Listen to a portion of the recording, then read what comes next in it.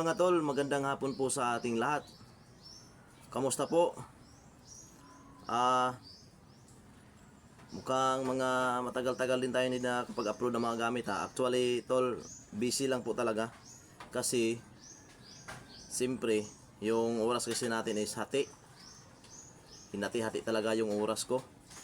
Oras sa pamilya, oras sa trabaho, sa serbisyo, panggagamot. Din ito nga, yung sa mga gamit pagkakasa.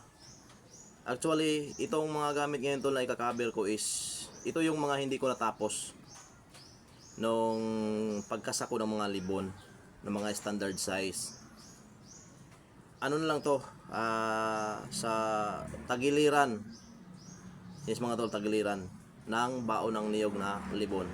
Ito yung tol. Mga malit lang, sakto lang ito tol. Yan. Sakto lang ito tol, mga maliit lang to.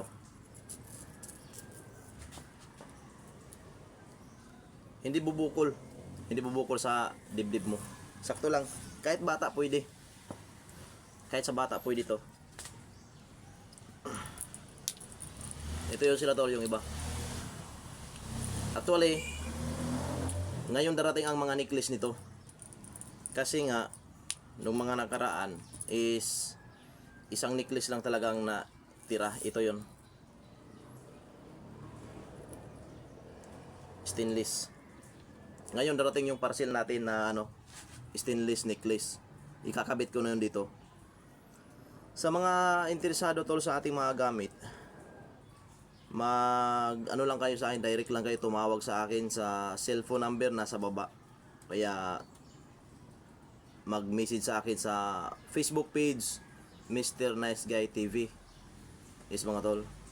Then yung number na nasa baba, direct yung tumawag dyan. Yan din yung GCash number ko.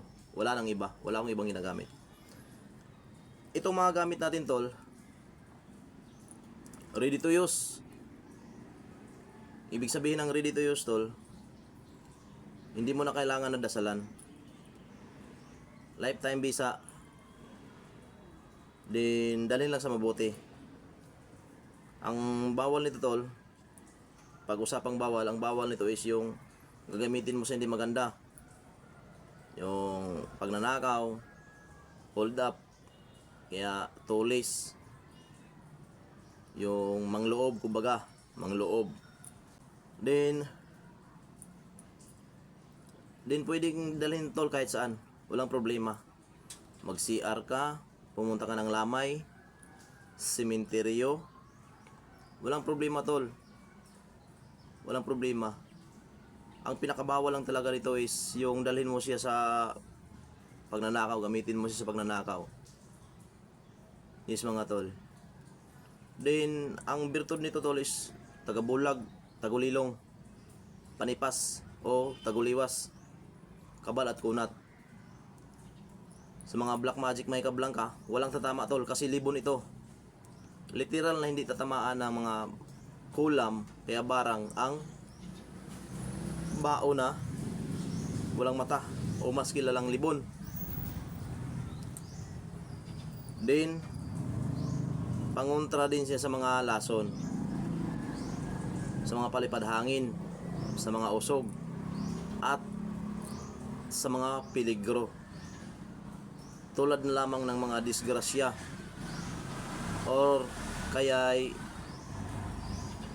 lunod, maliligo sa sapa, suba o kaya sa dagat. Walang problema mga tol. Din sa pagkain tol, walang problema sa pagkain. Matelas Birnes, pwede ka kumain ng karne kahit ano, walang bawal tol. Walang problema talaga sa pagkain. Yes mga tol. Din tungkol naman sa pagliligo, walang problema tol. Araw-araw ka maligo. Martes Birnes ligo ka. Dahil lahat naman ng araw is holy. Wala namang araw na hindi holy. Kasi divine tayo tol, divine tayo. Itong mga gamit natin is divine. Walang problema to. At tungkol naman doon sa mga gira-gira, kaya Sabihin natin, ano ang estado mo sa buhay? Nasa panggubatan ka ba? Military ka ba? Eh, pagka may inkwentro, huwag ka nang magtago, huwag ka nang dumapa. Hindi naman sa pagmamayabang, itong mga gamit, kung idapa mo na lang din naman ito sa inkwentro, eh, mas mabuting itapon mo na lang at magtago ka kahit saan gusto mo. Yes mga tol. At walang sumpa ito mga tol. Gumawa ka lang talaga ng mabuti. Huwag mo lang talaga gamitin sa nakaw, hold up, kaya tulis. Yes mga tol. Hindi nandidiskumunyon. Walang diskumunyon tol. Bagkus nagdala pa ito ng mga diskumunyon. Yes mga tol. Din ang mga sangkap natin ito mga tol, na mga mutya. Number 1 dito yung kilat. Nakita nyo naman sa previous vlog ko yung mutya ko ng kilat. Medyo konti na lang yun, pero biniyak-biyak ko na lang para pang sangkap-sangkap ko lang talaga. Then liklay. Dito tayo sa tol, dito tayo sa mutya ng kidlat ha. Ang mutya ng kidlat tol is maganda talaga siya. Lalong-lalo na kung ikaw ay nanggagamot. Yes mga tol. Then sa palakasan, sa paliksihan, pakisigan, literal talaga ang kilat. Din talagang away talaga yan. Pangkumbati talaga yan mga tol. Pero maniwala kayo sa hindi, para sa kaalaman ng lahat, ang kilat tol is natatamaan yan ng black magic. Yes mga tol, totoo yan. Natatamaan siya ng black magic. Pero kung sa lakas lang talaga, sa patikasan lang talaga, magaling talaga yan. Mutya ng kidlat. Din lalo na kung ikaw may gagamot. Walang tao, walang masama na hindi talaga matatakot sa iyo. Biruin mo naman, kahit tayo magkislak, magsiga-siga pa lang yung kawanangan ng kilat, takot na tayo, di ba? Baka mamaya tatamaan, di ba? Oh. Kaya yung kidlat tol, mas maganda talaga na ipalaman sa gamit, sa bao. Or else, kung may kilat ka na isang buo, pwede rin.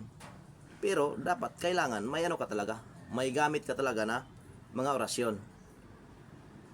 Yes mga tol, na pulong sa Diyos. Kasi most powerful na gamit is orasyon. Yung mga ganito, mga palaman nito is orasyon. Din maraming mga sangkap natin dito mga tol. Mayroong tayong insenso, bigas, kanin, abo, at yung sumbalik, yung awog, meron pandakake, black, white, din pula. Din meron tayong tatlong klase na mga mutya, na mutya sa tubig, mutya sa lupa, at mutya sa dagat. Yung mga maliliit natin na mga mutya, yung tamang-tama lang sa mga ganitong size, talagang pang sangkap-sangkap lang. Kasi ang ibig sabihin yan mga tol, kahit nasa tubig kayo, nagbinumbahay kayo sa tubig, walang problema. Kahit dito kayo sa lupa, nagbinigwasay kayo sa lupa, walang problema. Sa dagat man kayo magbinigwasay, walang problema. Oh. Din kahit saan ito tol, kung pwede nga lang ito sa ibang bansa, pwede mo itong dalhin sa ibang bansa eh. Kung pwede lang talaga. Kaya lang, mayroong lugar sa ibang bansa na bawal ang mga ganito, lalo na itong mga cross, lalo sa mga Muslim country, bawal yan sa kanila mga tol. Pero kahit saan ito tol dalhin, anytime, anywhere. Then mas maganda tol na pag nasa katawan mo ito, suotin mo lagi. Total maliit lang din naman, wala namang problema. Hindi naman to bubukol sa dibdib mo. Unlike kung ikaw ay nasa bahay mo lang, pwede mo yung tanggalin kung may iba kang gamit na Huwag ka talagang magpakawala ng gamit sa katawan mo kahit ikaw ay nasa bahay mo lang. Kasi bakit? Pag once mayroon kang ganito mga tol, naka-shield ka na niyan.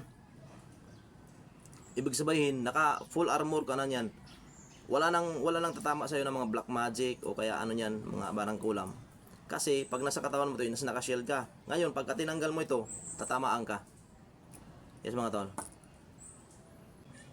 May sumbalik, tigalpo. Nagdala ito ng tigalpo. Then pamuypoy.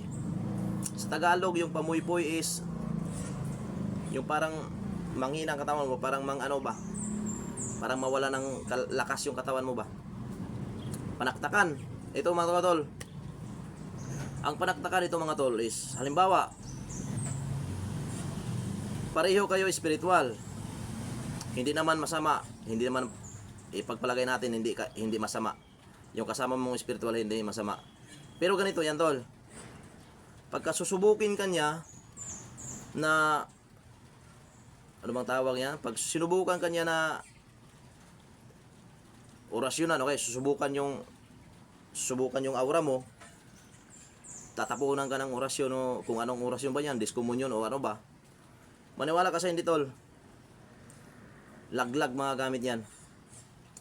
Yes mga tol, totoo yan. Laglag. Yun yung panaktakan. Maliban sa malaglag yung mga gamit niya tol, automatic, rebuelta, tigal po. Kasi kung ano yung itatapon niya na orasyon sa'yo, babalik sa kanya yung dubli-dubli pa.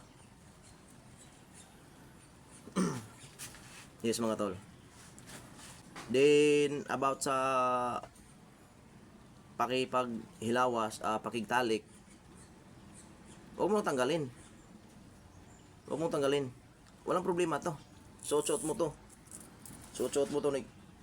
Itali ka sa asawa mo. Walang problema. Asawa mo naman eh. Walang problema yan.